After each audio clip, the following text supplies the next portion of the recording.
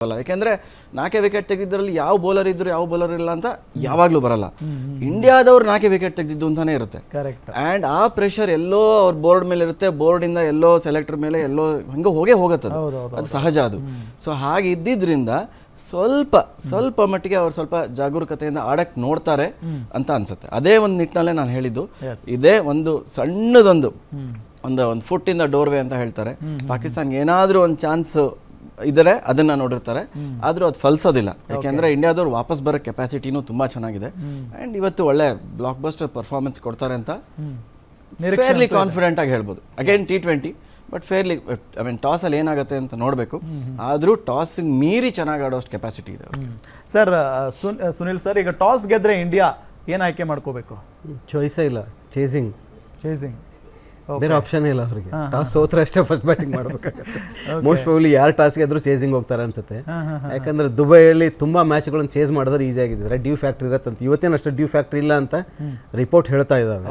But still chasing is a best option. ಆಮೇಲೆ chase masters ಚೆನ್ನಾಗಿದ್ದಾರೆ ಇಂಡಿಯಾದಲ್ಲಿ.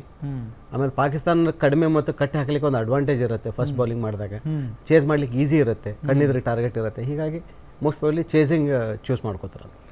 ಓಕೆ ಸರ್, ಈ ಮ್ಯಾಚು ಪಾಕಿಸ್ತಾನ ಇಂಡಿಯಾ ಮ್ಯಾಚ್ ಅಂತ ಬಂದಾಗ ಮ್ಯಾಚ್ಗಿಂತ ಅದರ ಸುತ್ತಮುತ್ತ ನಡೆಯುವಂಥ ಹೈಡ್ರಾಮಾಗಳೇ ಭಾಳ ಚರ್ಚೆ ಆಗ್ತವೆ.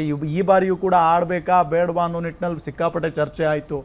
ಈಗಲೂ ಕೂಡ ಪರವಿರೋಧದ ಚರ್ಚೆ ಇದೆ ಸರ್. ಏನು ಹೇಳ್ತೀರಿ ಅದ್ರ ಬಗ್ಗೆ ನೀವು? ಅಂದರೆ ಸುಮ್ಮನೆ ಅದೆಲ್ಲ ಬಿಟ್ಟು ಮ್ಯಾಚ್ ಅಂತ ನೋಡ್ಬಿಡೋಣ ಅಂತ ಹೇಳ್ತೀರಾ?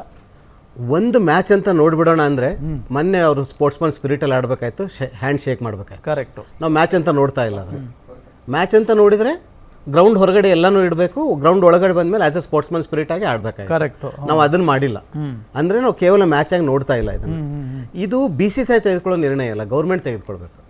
BCCIಗೆ ಒಂದು ಲಿಮಿಟೇಷನ್ ಇರುತ್ತೆ, ಗೌರ್ಮೆಂಟ್ ತೆಗೆದುಕೊಳ್ಬೋದಿದೆ. ಆಮೇಲೆ BCCI ಏನು ಗೌರ್ಮೆಂಟ್ ಅದು ಎಲ್ಲ ಒಂದೇ. ಈಗ ಎರಡು ಯಾರು ಅಮಿತ್ ಶಾ ಹೋಮ್ ಮಿನಿಸ್ಟರು, ಅವ್ರ ಮಗ ICC ಪ್ರೆಸಿಡೆಂಟು, ಅವ್ರದೇ ನಡೆಸ್ತಾ ಇರೋ BCCI. ಹೀಗಾಗಿ ಒಂದೇ ಕಡೆಯಿಂದ ನಿರ್ಧಾರ ಆಗತ್ತೆ. ನೀವು ನೀರು ರಕ್ತ ಒಂದೇ ಸಲ ಹರಿಯಲ್ಲ, ಅಥವಾ ರಕ್ತ ಮತ್ತು ಬಿಸ್ನೆಸ್ ಒಂದೇ ಕಡೆ ನಡೆಯಲ್ಲ ಅಂತ ಸ್ಟೇಟ್ಮೆಂಟ್ ನಾವು ಕೊಡ್ತೇವೆ ಅಂದಮೇಲೆ ನಾವು ಅದಕ್ಕೆ ಬದ್ಧ ಆಗಿರ್ಬೇಕಾಗತ್ತೆ. ಪಾಕಿಸ್ತಾನ ಕಲಾವಿದರ ನಾವು ಬ್ಯಾನ್ ಮಾಡ್ತೀವಿ, ಅವ್ರ ಜೊತೆ ನಮ್ಮ ಇಂಡಿಯಾದರ ಆಕ್ಟಿಂಗ್ ಮಾಡಿದ್ರೆ ಆ ಫಿಲ್ಮ್ಗಳನ್ನು ಬ್ಯಾನ್ ಮಾಡ್ತೀವಿ, ಅವ್ರ ಹಾಡುಗಳನ್ನು ಬ್ಯಾನ್ ಮಾಡ್ತೀವಿ, ಅವ್ರ ಟ್ವಿಟರ್ಗಳನ್ನು ಎಕ್ಸ್ ಆಗಿದೆ ಈಗ, ಯೂಟ್ಯೂಬ್ಗಳನ್ನು ಬ್ಯಾನ್ ಮಾಡ್ತೀವಿ. ಆ ರೀತಿಯ ಒಂದು ಮಾಹೋಲ್ ಕ್ರಿಯೇಟ್ ಮಾಡ್ತೀವಿ, ಒಂದು ಆಂಬಿಯನ್ಸ್ ಕ್ರಿಯೇಟ್ ಮಾಡ್ತೀವಿ, ಅಥವಾ ಒಂದು ಪ್ರೊಪಗಂಡಾ ಅಂತ ಏನು ಹೇಳ್ತೀವಿ, ನರೇಷನ್ ಫೀಲ್ಡ್ ಮಾಡಕ್ಕೆ ಫಿಟ್ ಮಾಡ್ತೀವಿ. ಆದರೆ ಇಂಡಿಯಾ ಪಾಕಿಸ್ತಾನ ಮ್ಯಾಚ್ ಬಂದಾಗ ಯಾಕೆ ಮಾಡಲ್ಲ? ಅವ್ರು ಹೇಳಿದ್ರು IPL ಅಲ್ಲಿ ಬರೋ ಒಂದು ದುಡ್ಡು ಇದು ಅಂತ. It's not small amount. India Pakistan ಮ್ಯಾಚಿಗೆ ಬರೋದು 10 ಸೆಕೆಂಡಿಗೆ 16 ಲಕ್ಷ ದುಡ್ಡು ಬರುತ್ತೆ. ನಿಜ, ಕರೆಕ್ಟ್. 10 ಸೆಕೆಂಡಿಗೆ 16 ಲಕ್ಷ ಅನ್ನೋದು IPL ಏನು ಬರಲ್ಲ ಅಷ್ಟು. 10 ಸೆಕೆಂಡ್ಗೆ 16 ಲಕ್ಷ. IPL ತುಂಬ ವರ್ಲ್ಡ್ ಕಪ್ ಇದು ಇಂಡಿಯಾ ಪಾಕಿಸ್ತಾನ ಮ್ಯಾಚಿಗೆ ತುಂಬ ದೊಡ್ಡ ಬೆಟ್ ಇದೆ. ಹೌದು ಸರ್. ಎಸ್. ಆಮೇಲೆ ನಿಮ್ಗೆ ಕ್ರೀಡೆನೇ ಬೇರೆ, ಸಂಸ್ಕೃತಿನೇ ಬೇರೆ. ಒಂದು ಬ್ರೇಕ್ನ ಸಮಯ, ಇನ್ನೇನು ಕೆಲವೇ ಕ್ಷಣಗಳು ಟಾಸ್ ಆಗುತ್ತೆ ವೀಕ್ಷಕರೇ. ಹಾಗಾಗಿ ಒಂದು ಬ್ರೇಕ್ನ ತಗೊಳ್ತಾ ಇದೀವಿ. ಬ್ರೇಕ್ನ ನಂತರ ಮತ್ತೆ ಚರ್ಚೆ